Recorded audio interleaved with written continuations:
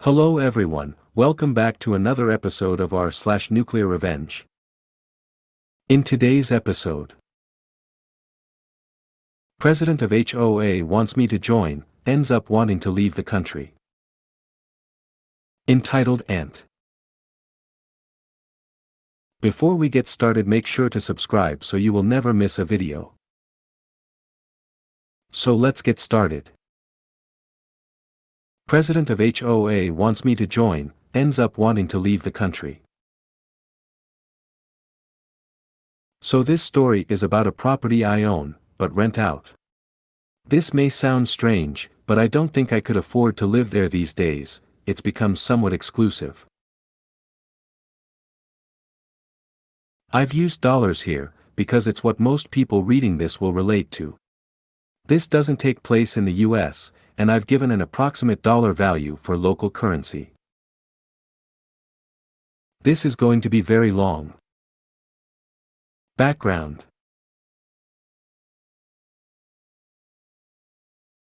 A million years ago my property was part of a large farm. I bought it about 30 years ago, long after the farm was broken up, but before there was any development near it. The piece of land I got was near the back entrance that joined into a dirt road that ran past. The more expensive plots were near the tarred road in the front.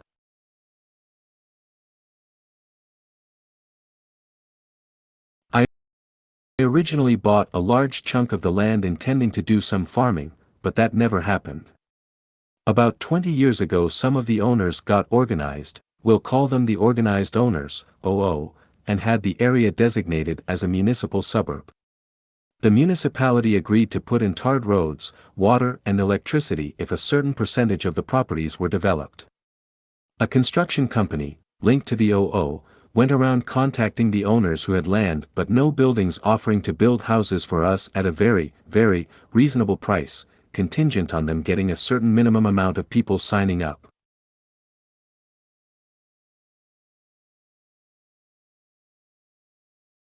While this was happening, one of the OO approached me and offered to buy half of my property. I agreed, and the money I got for the sale, which was about 4x what I'd paid for the entire chunk of land 10 years prior, combined with a small loan from the bank, gave me what I needed to pay for a house to be built, and it was a fairly large and nice house too. I stayed in the house for a few years, and my mom moved in with me. I had decided to subdivide the property again and build her a house next to mine, but unfortunately an undiagnosed tumor took her before the house could even be started. Well, it was diagnosed, but too late to do anything.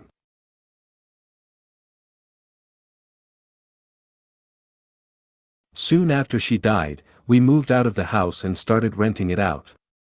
About a few weeks before we moved out, the OO I'd sold the land to started talking about starting an HOA. I wasn't interested, and left soon after. About 2 years later, the neighbor OO contacted me.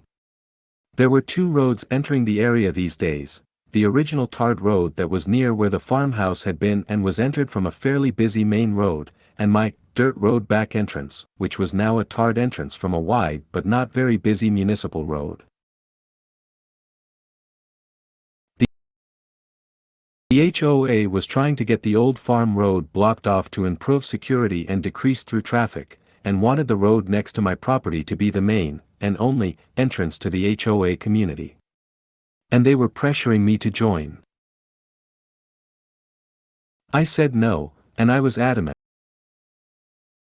And eventually they accepted that, but told me they wanted to have a sign near the road welcoming people to the neighborhood, and the only practical place to put it was on the edge of my property.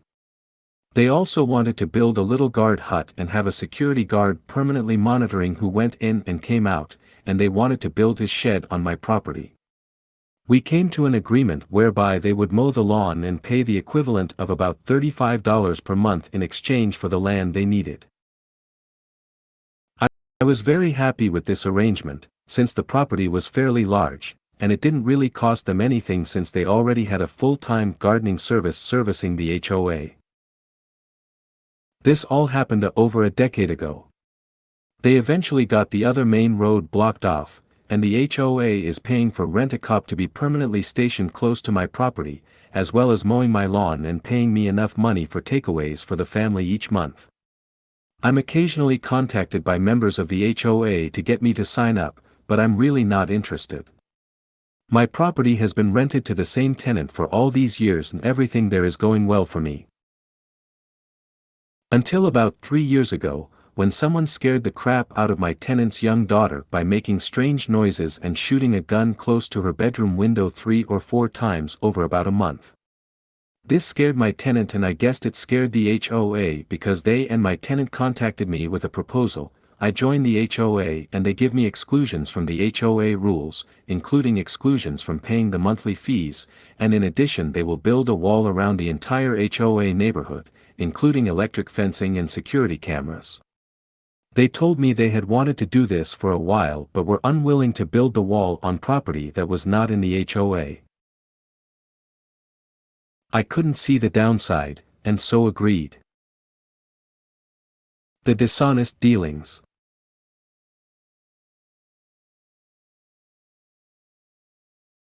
It took a little over a year to build the wall and get everything completed, which is quite fast. And then a month to the day after everything was done, my tenant got an HOA warning about his dogs barking. He told the HOA that while the property was in the HOA, it was exempt from the rules. The HOA told him that they had cancelled the exemptions, and that he had 30 days to comply. He contacted me, and I opened some mail I'd gotten from the HOA. I'd ignored it since I was supposed to be exempt from the rules and fees.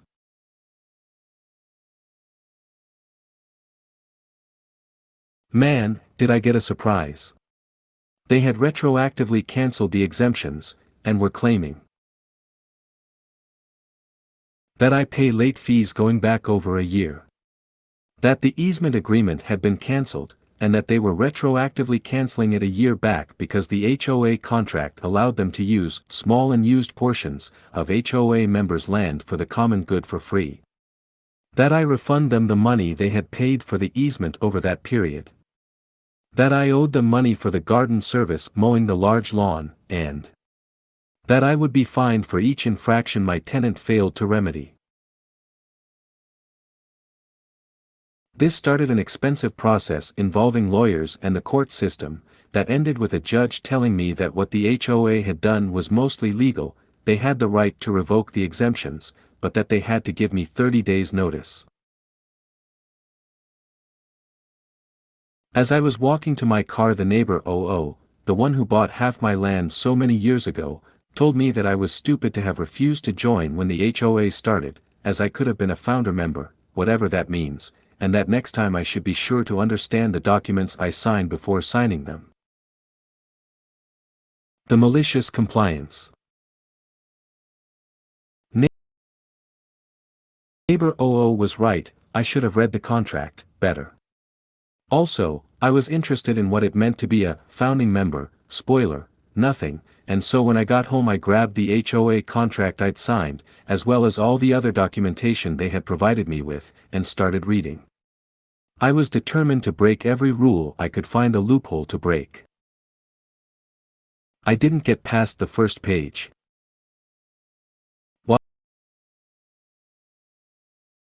While the street address of the property is used to identify it for all practical purposes, in the city records it has a unique property number that has to be used on legal records.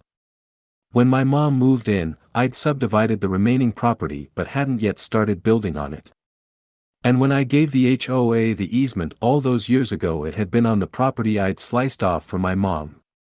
And when the HOA set up the contract, they had simply used the property number from the easement.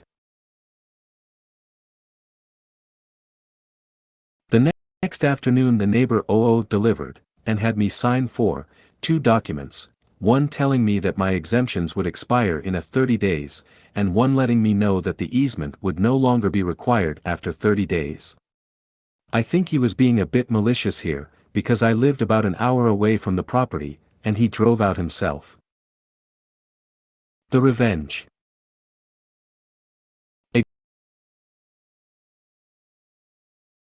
Exactly 30 days to the hour after the HOA had given me the 30 days notice, I knocked on the neighbor OO's door. Did I mention he was the president of the HOA, and had him sign for two documents. The first was that I planned to build a house on my HOA property, which confused him, and the second was notice that they had 30 days to remove from the property the guard shed, the parts of the electric boom that were on my property, as well as the sign. He tried to engage me but I ignored him, climbed into my car and drove off. Early the next morning I got a call from the HOA lawyer who explained to me that their junk would be staying on my property since it was in an unused part of my land. I explained that I was building a house there, and that the land would not be unused anymore. I could hear the smirk as he told me that building a second house to be spiteful would not be accepted by the courts. I sure hope he could hear the smirk in my voice when I told him that the property in question did not have a house, and was, in fact, barely large enough for a house to be built and would not be large enough for any extraneous buildings.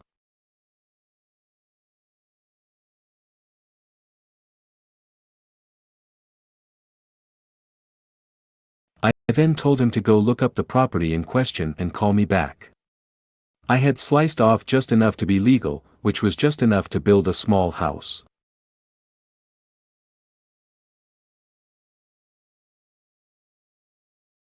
It took them just under 5 days to get back to me. Their lawyer told me that the terms of the easement meant that I could not cancel without their permission, so I emailed him a photo of the document they sent to me canceling the easement. That afternoon neighbor OO invited me to lunch, his treat, to discuss the problem. I said, no thanks. He extended the offer again 2 days later, and again I said, no thanks. Others of the original OO contacted me to try to talk. Some sounded aggressive, some sounded sympathetic. I said, no thanks, to each of them. Eventually the lawyer phoned and asked if we could come to some sort of arrangement. I asked what he had in mind, and he told me that he was prepared to discuss exclusions in exchange for access to my property. So I said, no thanks, and please don't call me again. About 9 days before their 30 days was up I got a call from a different lawyer. He said he wanted to negotiate a surrender, his words, not mine. I agreed to meet him at his office the next day. I'd already had documents drawn up, and the meeting was as simple as me giving him the documents and him reading them over. My new easement offer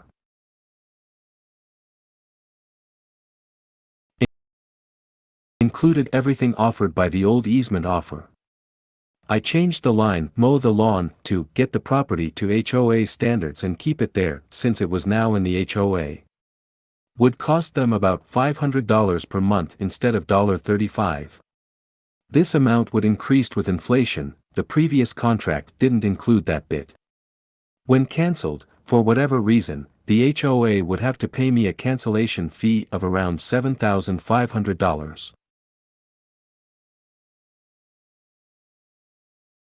The contract automatically terminated 30 days after. Any disciplinary action was taken against me, my tenant, or the property. Any complaints were levied by the HOA against the property. Any legal action was taken against the property by anyone in the HOA. That lawyer who had offered to negotiate surrender would be allowed to mediate any disputes between us, at HOA's expense, and that the HOA would pay all my legal fees if any legal action was taken against me. I deliberately left some insane things in there so that I could appear to concede some points or be negotiated down when the HOA got indignant about the points I actually cared about. The lawyer didn't look happy. He said that my proposal sounded unfair, but that he'd have the HOA president look at them. I reminded him that in 8 days I'd be setting a group of men armed with sledgehammers and anger management issues loose on whatever of theirs was still on my property. That evening I got an irate call from the HOA president. He told me he was never going to sign the new contract. I said, okay. He then told me I was charging too much per month, and that it should be at the same rate as the previous contract. I pointed out that when I signed the previous contract the area was under development, and there was at least one other road leading in and out, but that now there was only mine. And besides, mine was now developed with everything they needed. He told me that I was forcing them to sign a document they didn't want to sign. I told him that he was free to not sign it. He whined about everything he could think of.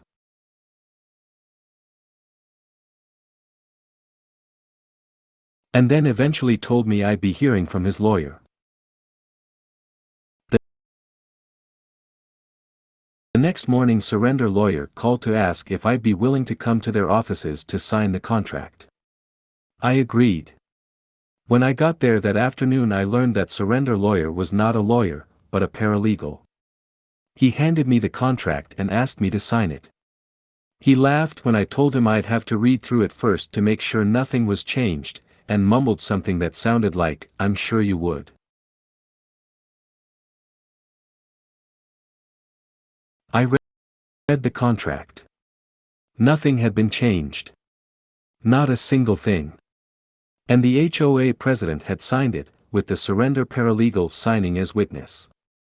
I looked at him and said, "Why did he sign this?" It was stupid to sign it, and the paralegal looked at me and said, I started telling him that signing it would be a bad decision, but he told me I wasn't being paid to think or give legal advice, and to shut up. So I shut up. I said, "Do you understand what he signed here?" He looks at me and nods. He said, "I asked him if I should have one of the lawyers look at it before giving it to you, and he told me that we had already billed enough for this, and that he'd sign it and sue me after their easement was safe."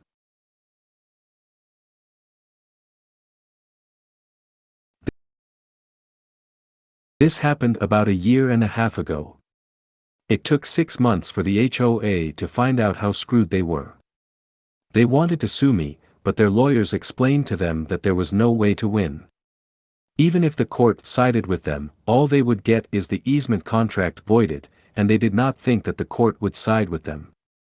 The lawyers were adamant about one thing: the HOA could not live with the HOA pays my legal fees if legal action was taken against me, since it didn't limit the people taking legal action against me to the HOA. As worded, the HOA would be said to pay for my legal fees if anyone took legal action against me.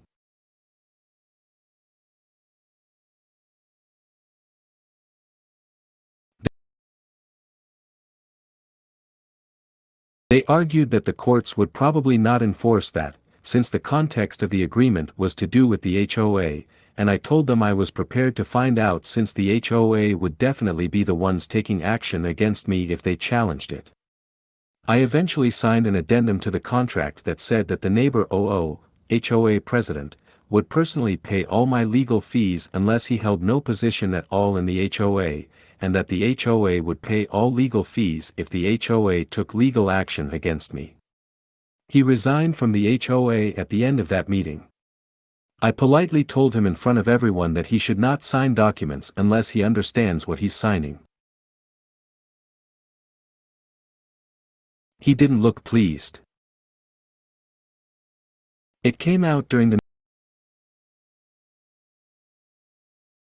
mediation. You cannot imagine how happy the lawyers were that their paralegal was mediating, that without the ability to control access to the HOA neighborhood through the security boom, partially, on my property, the HOA had become a gated community. A number of years back, the HOA would be in breach of their own articles and would be dissolved. I also learned, should have been obvious to me, that all the security cameras were wired, and all terminate in the guardhouse/guard shed. So basically, it was my way or the end of the HOA.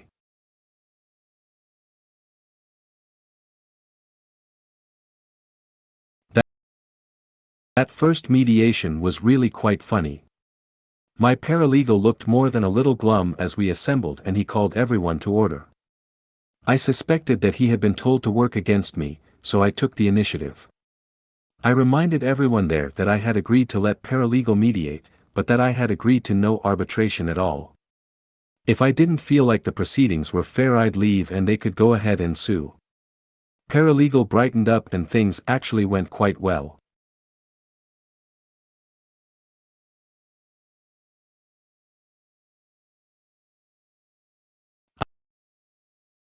I'm writing this after getting home from the latest mediation. I built a paddling pool for the neighborhood dogs. As in, I made it myself. I dug a hole, packed it with stone, and added a concrete finish. It was my first attempt, and if I say so myself, it looked, well, terrible. The HOA called for a mediation meeting, what they do now instead of taking official action. I've declined their mediation requests in the past, in which they told me, as nicely as they could, that the paddling pool was an eyesore right at the entrance of the HOA. I asked them to create a list of what needed to be fixed and how it needed to be fixed to give to me at the next meeting. The list was extensive. It basically required the pool to be rebuilt from scratch. I asked them if there was any way to reduce costs on the work they needed to get it up to HOA standards, and they assured me there was not. I thanked them, pulled out a copy of the agreement where they had agreed to get the property to HOA standards, which I'd highlighted, and handed it to them with the list. I told them the HOA usually preferred if these things were dealt with within 30 days. They started arguing until the mediator reminded them that they could not force me to comply without causing the easement to end. I should mention that their lawyers usually no longer attend these things. They said they would get it done. I also learned a lot about neighbor HOA today.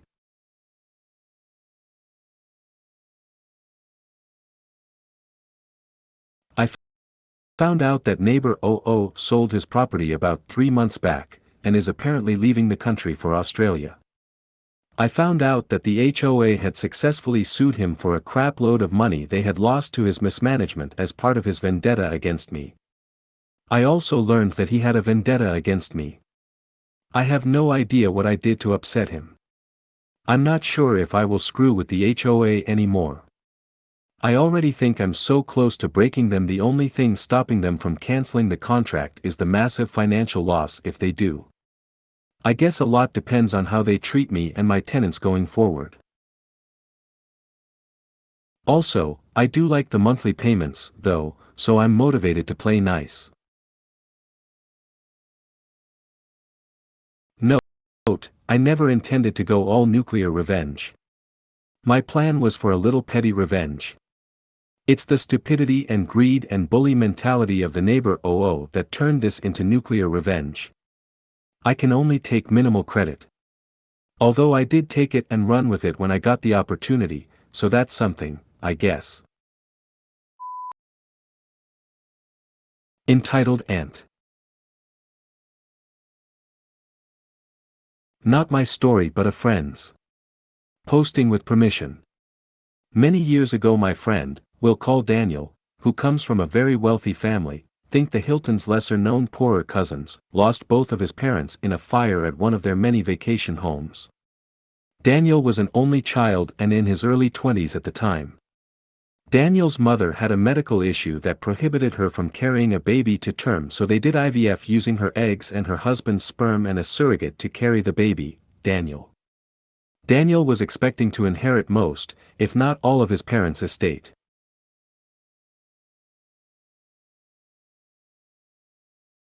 Enter his entitled aunt, his father's sister.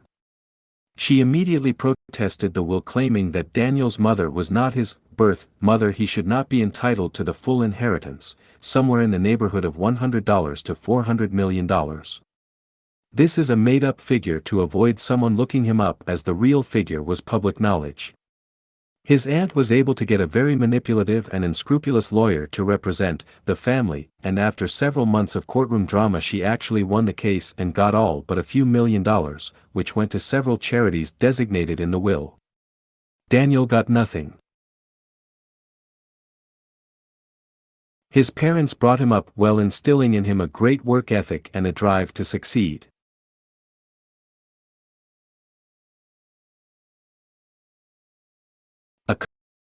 couple of decades later his aunt contacted him after going no contact with him after obtaining his inheritance in court.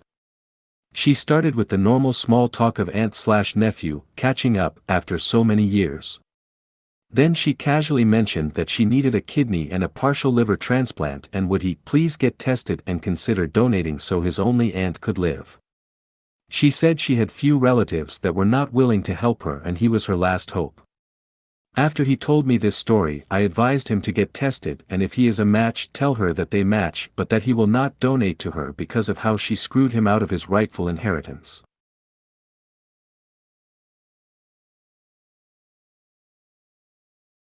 He said he was conflicted and wasn't sure he even wanted to get tested as he had no intention of donating even a fingernail to her after what she put him through.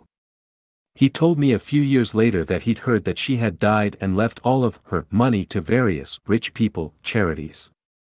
He's doing very well for himself and through his business savvy has built his own little dynasty and has become very wealthy as a result. He said he had no regrets in not donating to his thieving aunt. If you made it to the end of the video, thanks for watching. Don't forget to like, subscribe and share and we will see you in the next video.